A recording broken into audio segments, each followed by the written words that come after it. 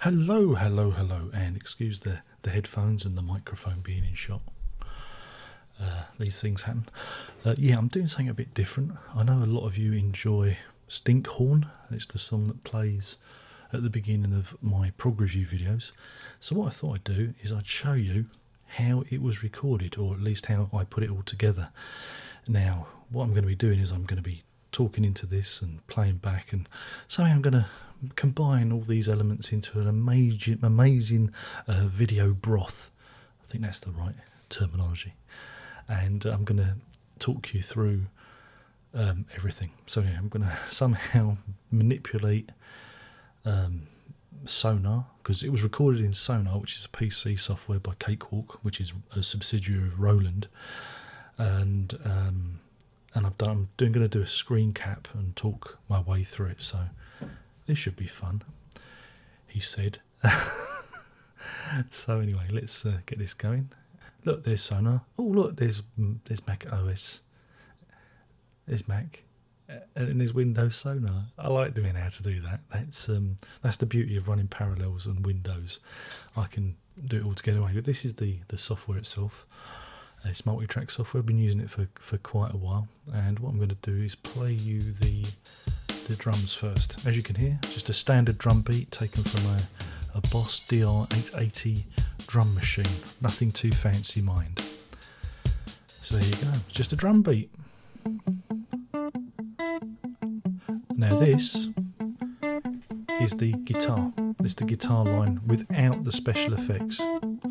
What I tend to do is I put the special effects on a separate channel. You can hear them now, just drop them in. And instantly it opens up the sound. Now, let me just cancel Now that's the special effects on their own. And I mix them on a separate channel, so if I do surround mix I can put them at the back and I can generally EQ them better. So now what we'll do is we'll add that with the drums, and you can hear it all fits together. See, all fits together rather nicely. Now what we're going to do now is, let's just stop that. That's the first bit of bass that underplays it. As you can hear, it complements the guitar. So you've got some bass, there you go, and then a guitar on the top of that. Sounds kind of clever. Add the drums back, you can hear that it all fits rather nicely. You can get, that's where the groove comes from.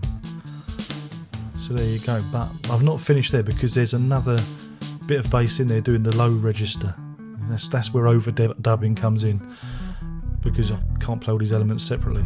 Here we go. That's the low bass register. And there it is on its own, isolated. Oh, that's a lovely bit of 6-string bass, that is. So let's see what that all sounds like when it's all put together.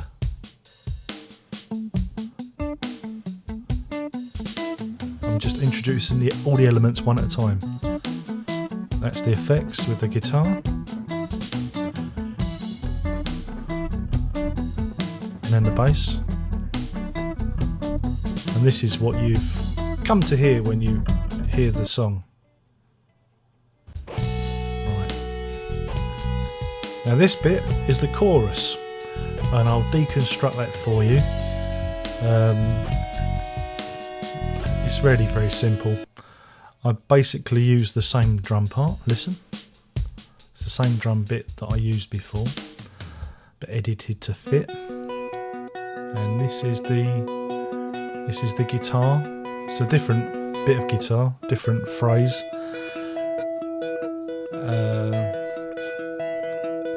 Yeah, not as well played as I hope. When you isolate these tracks, you hear how bad your playing is. And this is what it sounds like with the effects overlaid on top of it.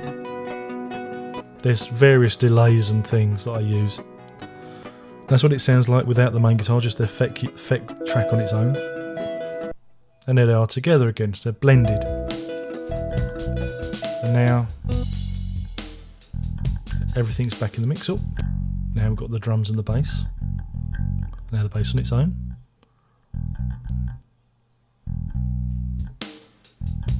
Introduce the drums again. So that's how the backing track all fits together. And now I'm going to show you the solo guitar. As you can hear, that is an effect from the VG99. It's like a double-tracked guitar, but it's one guitar playing. It's one performance, but it's kind of split and harmonised. So there you go. Sounds rather groovy. And then I'm just going to add that back into the mix again. Let's just stop that. And then just add the elements. There's the bass. And there's the drums. And there's the rhythm guitar. And there's the effects put on the top of it. So you can see how it all blends together. So it's all rather clever. Now, when it comes to actual song, various parts of it have just been cut and pasted, so saves me performance time. Now this is the ending. Now at the end, well, you'll hear what happens. That's just a time stretch effect on the main rhythm guitar. I've just stretched it out, and so it becomes really weird and distorted. And really, that's Stinkhorn. Of course, there's another version called Back to the Start where I sing over the top of it, but that's for another time. Now, what I'm going to do is just play a little bit of it together, give you an idea of what it all sounds like.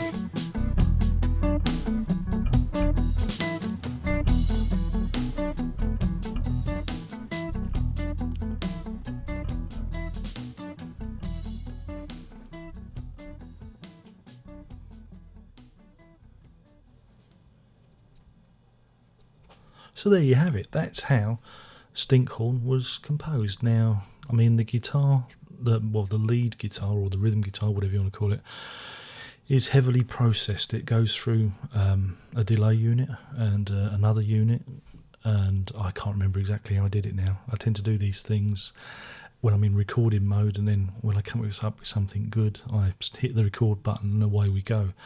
I often play along to the drum machine, and like I say, that's how these things come together.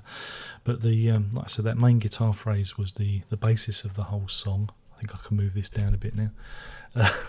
Yeah, that main guitar line was the basis of the whole song. In fact, I can get rid of these as well. And so everything was kind of built around it. A lot of this is how you blend sounds together. That's what I found, and by layering sounds, carefully mixing them, careful use of EQ is the secret, and that's how you can get like a really good mix. And well, I mean, I'm fairly pleased with this track.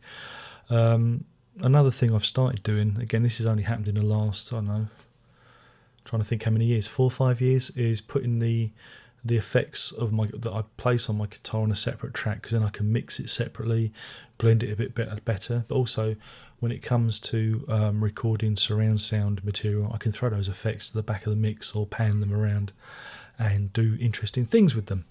Also, don't be scared to overdub different bits of bass, different bits of guitar. Just generally play with the mix, because that's what I do.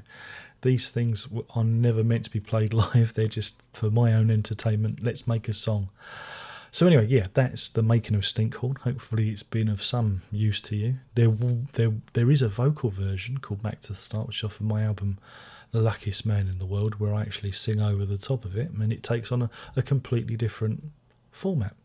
What I'm planning on doing, there may be a link in the description below, is I'm going to put out a single version of this. Well, it'll be a double A side on my music page that you can buy, and it'll have this Stinkhorn, and on the B side it'll have Back to the Start. So for your money, you'll get 2 songs for the price of one, because I know a lot of you want to be able to buy this song singularly, but I always find it I'd like it to be more like a proper single rather than just one single song.